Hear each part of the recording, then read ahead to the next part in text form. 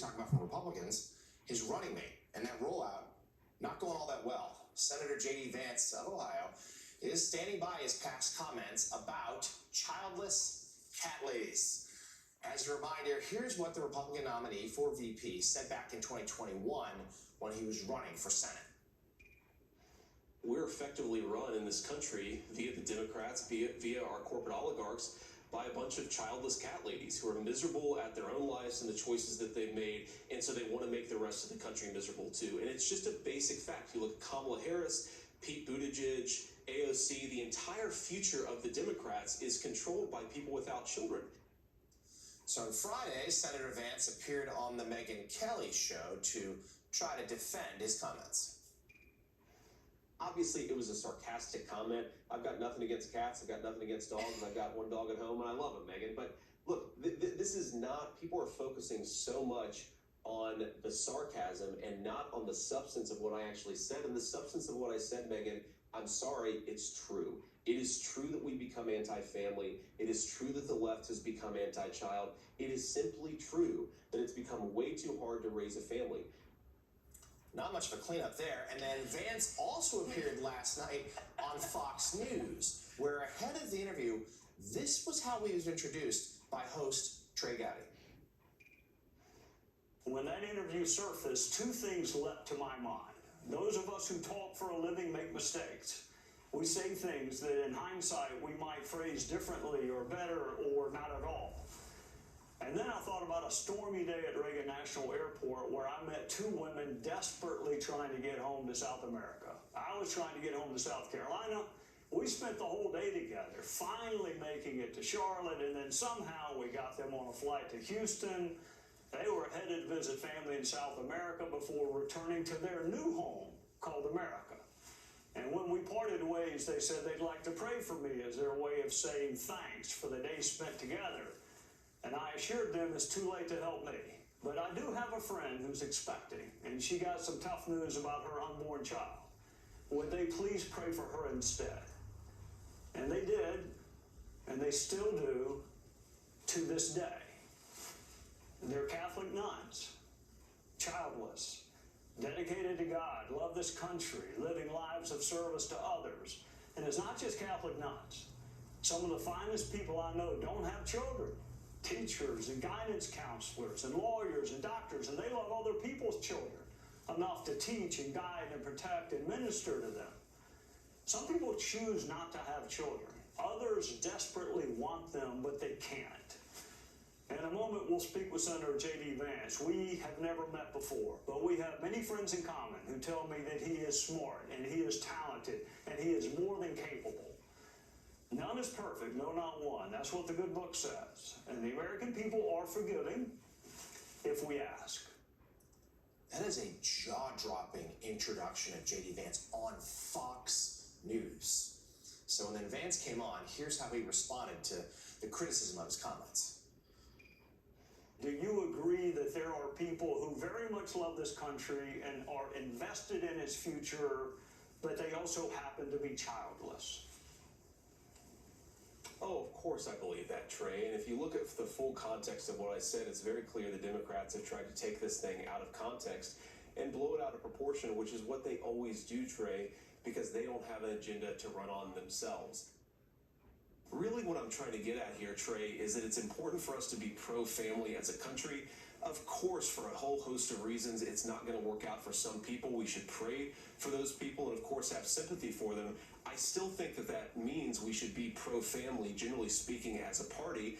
And I think that our country has become particularly hard for parents, especially under the policies of Kamala Harris. So, Jen, efforts to clean that up have failed to this point, to put it mildly.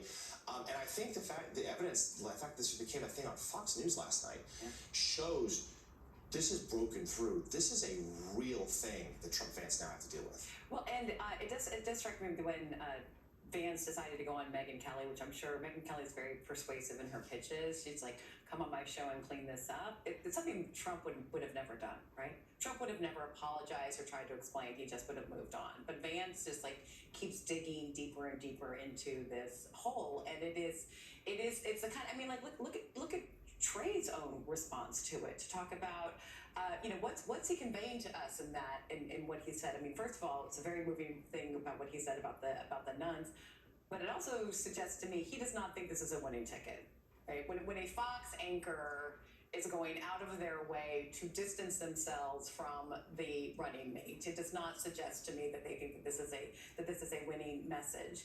And he keeps, he basically apologizes to the cats, is what Vance does, right? But then saying that the women, I like cats, apologizes to the cats, doubles down on the underlying comment that childless women are ruining the country, and does he support child care tax credits? When that was up you talk about did he support that when that was up in the Senate? I don't believe he voted for that. I don't believe he voted he's not acting on anything like this. And it is, this kind of stuff, this organic wildfire that, this is what fuels campaigns, and everyone gets it, and it punctures through politics, and it's what, this is the kind of lightning in a bottle that campaigns hope for. I think you nailed it, though. Organic wildfire, lightning in a bottle. What happened last week with the liberal memes about J.D. Vance went mainstream.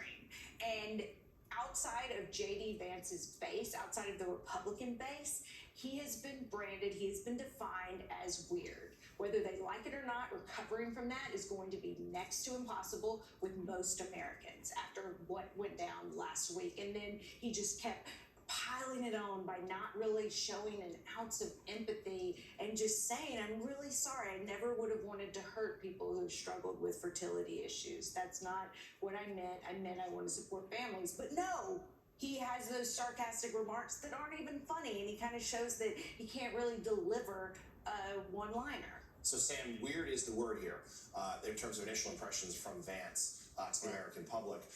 We know why he was picked. There were some Republicans who at the time warned Trump, maybe this is not the right decision, but for Trump it was like, look, this could help me in the Pennsylvania, Wisconsin, Michigan trio. Vance from next door in Ohio.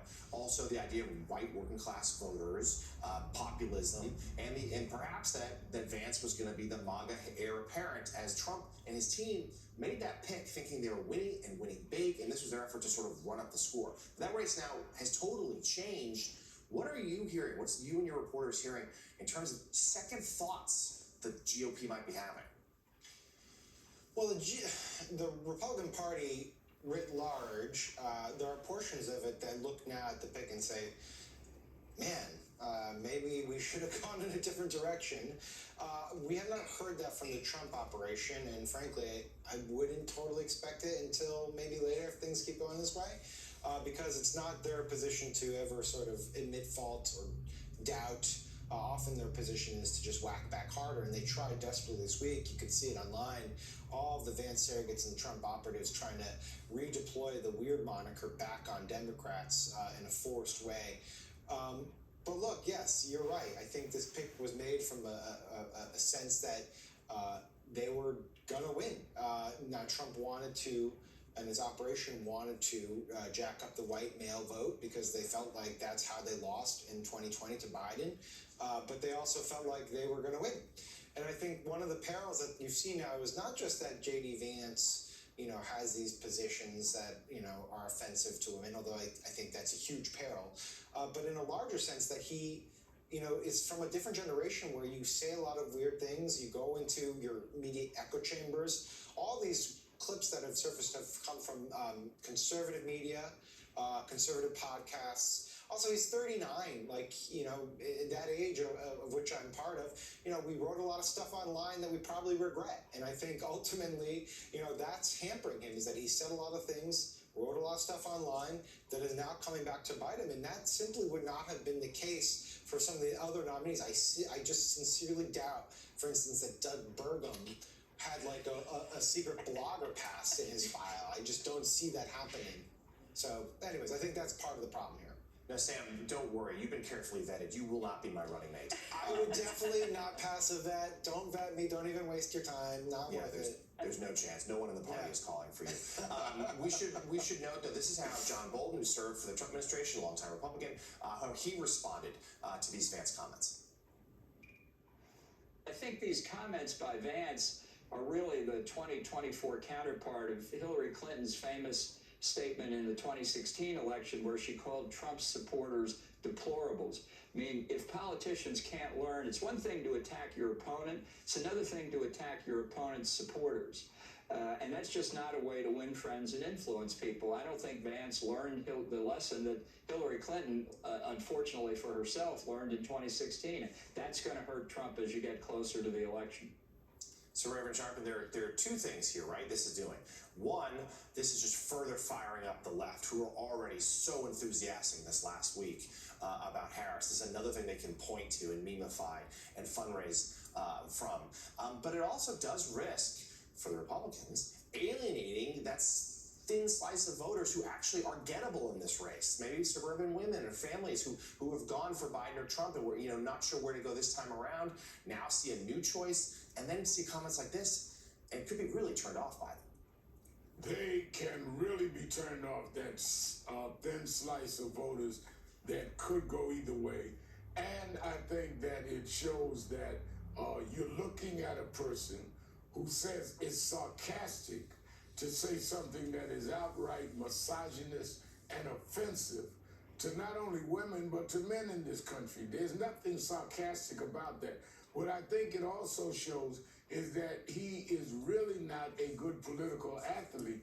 If you get caught saying something that is indefensible, you say, I was wrong, I shouldn't have said that, and you try to deal with it and move on. You don't try to justify it or act like it was just some sarcastic comment that you know is very injurious to people.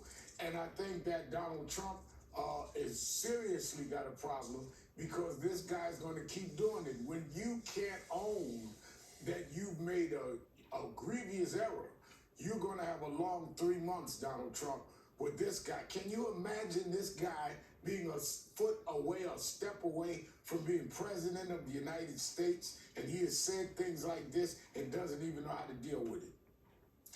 Really good political discussion to start us off this morning. We will have much more as Morning Joe rolls on. But next, we're going to bring you the latest from Israel as authorities